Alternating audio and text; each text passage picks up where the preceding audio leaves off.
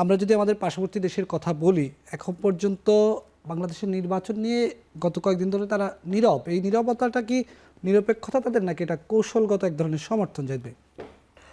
তাদের কৌশলগত সমর্থন দিতে হবে, কৌশলগত, আবারও বলছি, এটা আন্তরিক সমর্থন না। আমি প্রায় বলি বাংলাদেশে এই মুহূর্তে ভারতের সাথে ডক্টর ইউনূস সরকারের খুবই সমস্যা আছে, যেহেতু শেখ হাসিনার পতনের পর ডক্টর ইউনূস দায়িত্বে এসছেন, ফলে প্রথম দিকের যত টানাপোড়েন সব এটা গেল এবং ডক্টর ইউনূস ছেড়ে কথা বলেন নাই। আমরা এই ব্যাপারে তার কাছে কৃতজ্ঞ থাকব।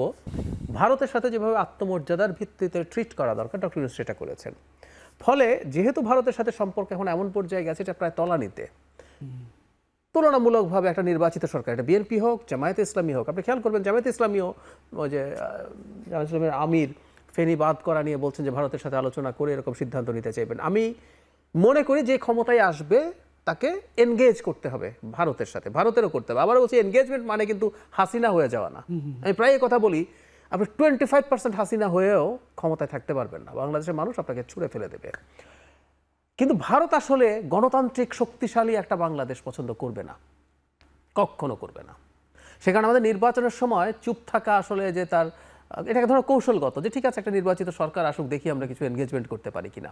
কিন্তু এই কথাটা একটু বলে রাখা দরকার, ভারত মনে করে তার একজন শেখ হাসিনাই লাগবে। মানে গণতন্ত্র বনাম স্থিতিশীলতার কথা যদি আমরা বলি, ভারত আসলে কোনটা চায়?